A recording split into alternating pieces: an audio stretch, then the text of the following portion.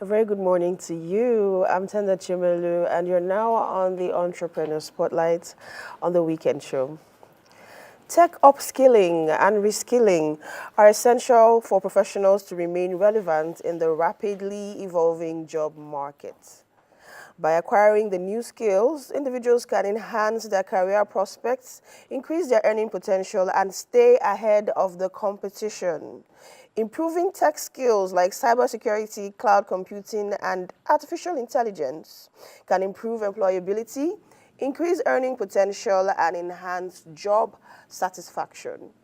On the spotlight today, we have Hanniel Jafaru to throw more light on the business of the artificial intelligence era. Good morning, Mr. Hanniel. You're welcome to the spotlight. Good morning, and thank you for having me. Thank you for being here. Now, we're in the jet age, like they say. This is the era of the internet and artificial intelligence. So can you tell us more about tech upskilling and reskilling? What is it about and what does it involve? Okay, so upskilling it's an intentional act, or an intentional act to acquire skills for the purpose of adding it to the currently existing skills that you have. So, for example, I am a customer service representative, and I need to acquire additional skills that would make me more productive and also make me relevant, as you have said in your introduction, also make me relevant and make me earn more, as those are part of the benefits that comes with it. So that is the process of upskilling. So you are not moving from your current role. You are just adding new skills to the current role that you're already functioning in. And by doing that, you have carried out the act of upskilling. Now, reskilling, on the other hand, is looking at, it's also an intentional act to acquire skills, but this time around for the purpose of changing career path.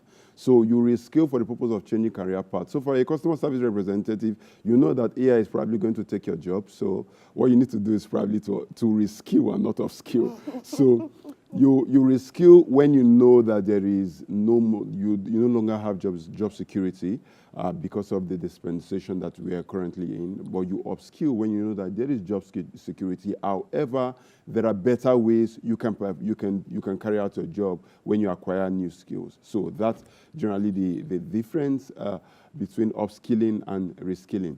Interesting. So upskilling is more about development, personal development, while reskilling is about a change in complete career. switch. Interesting. I learned something new today.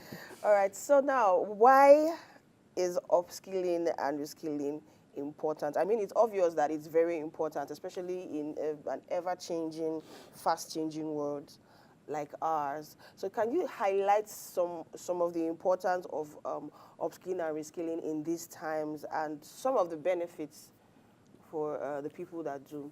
Okay, so as long as tech is concerned, we all know the old cry about AI, that AI is going to cause a whole lot of job loss. So the advantages or the benefit of reskilling and upskilling is that one of it is the possibility for you to remain relevant. Just like tech is largely connected to every sector. There is no sector that can work efficiently and productively without the tech industry integrated into that sector. So now, acquiring tech skills generally helps you to remain relevant in this dispensation. There is the job security angle, where you now know that, yes, there is that possibility for you to remain, to be a worker or to be employed, because AI is going to cause, in fact, the statistics shows that over 70 million jobs will be lost in different sectors. However, the U.S. Department of Labor last year made mention of the fact that about 80 million jobs would be created in tech. So the job security is there if you decide to upskill. It's more like a transference now. Exactly. So it has always been the trend when we have new industrial revolution, starting from the first industrial revolution that was driven by the principle of mechanization but powered by the discovery of steel and steam engine, to the second industrial. In fact, the first industrial revolution, people left agriculture for industry. which was a complete shift. Now, the second industrial revolution was driven by the principle of electrification, which was powered by the discovery of oil and gas. People left factory to the oil industry, so they needed more workers in the oil industry. Then to the third industrial revolution, driven by the principle of automation and powered by the development of computer systems, our laptops, our desktops, the internet, and to the fourth industrial revolution, which started probably in the 21st centuries, and that's largely driven by the principle of digitalization. And that's where we got the old internet, Facebook all came up and all that. Now we are currently in the fifth industrial revolution, powered by the principle of personalization, and that's where AI. So in each of these industrial revolutions, there is a major shift in job roles. And this industrial revolution is not an exemption. So people need to understand that you have job security when you move with a trend, as against you remaining in what there are many people who are AI will not take my job. Well, it's let's watch and see how what the future holds. But the truth of the matter is that sounds like a threat. No, but the truth of the matter, it is. I'm using statistics to prove this to you. From the first industrial revolution to the fourth, there has been major job shift. So you can't just sit and, without doing anything, you are not upskilling, you are not reskilling, and you expect to remain relevant, you won't be relevant. So there is the need for career growth. If you don't upskill or reskill, you would remain where you are. So there will be you won't grow in your career. People come with, it's no longer about age now. It's not about what you can do. Many people tend to have skills and are paid more than those that have experience. You get, so there are a whole lot of things that are coming in place because of this dispensation that we have. And let me just add one final thing is, by the time you reskill and upskill, you're closing the digital divide. You are bridging the digital divide. There are a whole lot of persons that have nothing related to tech in their lifetime. They've been working, but all their jobs are nothing related. It's not related to tech. Yeah, but now because you need to reskill, and when you're reskilling into tech, or you're upskilling into tech, it now means that you are now moving from the dispensation that is purely analog to a digital, and it means you acquire tech skill, and you are now part of those persons that have the skills, and you're closing the digital divide. Amazing, amazing. Thank you so much for that insight, Mr. Hanniel. Now, when people talk about tech, most of the focus is usually on AI. And like you said, there's that worry that, AI is taking all of our jobs and we're going to be redundant, which is where upskilling and reskilling comes in. But like you also mentioned, what people fail to understand is that as AI is taking over most jobs, AI is also being powered by humans. So there's also a lot of vacancy on the other side to actually be on the controlling part of the artificial intelligence. So thank you so much for that insight. Now to my next question. For someone who is interested in actually upskilling or reskilling themselves in the tech world, what are some of the popular tech skills to focus on? We know about AI, cybersecurity, and the rest. Can you give us some insight or some advice on some of the popular tech skills that are in demand to upskill? There are in tech. There's what is known as career path. Then there are those known as career roles. The roles are under the path. So AI is a career path, not a career role. So cybersecurity is also another career path, not a career role. Cloud computing is a career path. Blockchain technology is a career path. Data science, data technology is also a career path. Creative technology is also a career path. These are different career paths, not career roles. So under the career path, there are different roles. And largely in tech, there are 8 major job roles that you can find in most of this career path. They are called, there's the specialist role, there is the analyst role, there is the engineering role, there is the development role, there is the management role, there is the designer's role. So there is the architect's roles. So each of these roles are different roles you can pick in a particular career path. So you would need to first decide on which of the career path you want to go into. Then you can now focus on the career role you want to pick.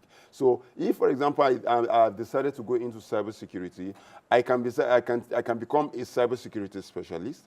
which is a specialist role. I can become a cybersecurity architect, which is an architect role. I can become a cybersecurity engineer, which is an engineering role. So you need to know the particular role you want to go into, then you know the particular career path you want to go into. But for the career path, we have AI is a career path, cybersecurity, cloud computing, creative technology, which is where UI UX comes under, product design comes under. We also have data. And that's where data science and data analysis comes under. Thank you very much, Mr. Hanniel. That's very informative. Now, my final question before I let you go: how does a person upskill and reskill? I know it's all about education, information, learning and relearning. So, in what specific ways can a person interested in doing that actually upskill or reskill themselves? Okay, so when you want to upskill or reskill, the first thing is that you start from self-assessment.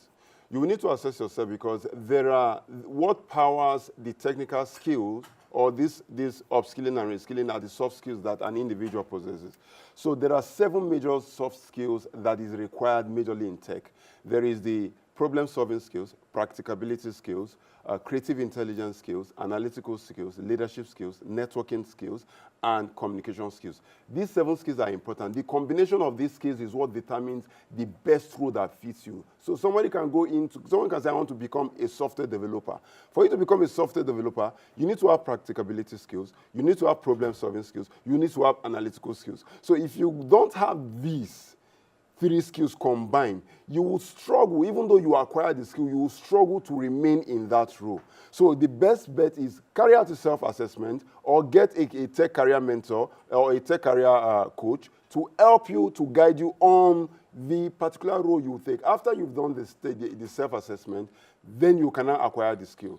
Anyhow you want to acquire the skills, either formal or informal. Whether you want to go to online platforms like YouTube to get some of these things, they are free on YouTube. Or you want to go to Coursera to acquire these skills, you can get there. Or you want to go through the formal system of education where you want to acquire a degree in these skills, you can actually get them. Once you've gotten these skills, the next thing you want to do is to develop a portfolio. Now, developing a portfolio will mean putting these skills that you have acquired into action to the end that you are able to build something that you can say, I built this thing from the skill that I've acquired. After building this, it is the career, the technical skills you've acquired and the portfolio that you've built that you use to get a job. Now, when you've been able to get a job, you are practicing. And as you are practicing, it is now the last thing you want to do is to acquire certifications, because some of these skills require you to have certifications. And once you acquire certifications, you are considered to be a tech expert. Wonderful, amazing. I feel like giving you a round of applause because I just learned a lot this morning. Thank you so much, Mr. Hanniel Jafaru, for coming on the spotlight. We hope to see more of you on subsequent episodes. Can we have your social media handles for those that would like to reach you directly? Okay, my social media handle is Hanniel HJ on all platforms. All right, thank you so much. We hope to see more of you. All right, this is where we draw the curtains on the Entrepreneur Spotlight. But don't forget to follow at Weekend Show NG on all social media platforms. Follow yours truly at Tenderly on all social media platforms. So till next week when we come your way with more amazing episodes on the Entrepreneur Spotlight, always remember to stay moisturized, stay hydrated, drink lots of water, and mind your business. I'll be handing over now to Didi.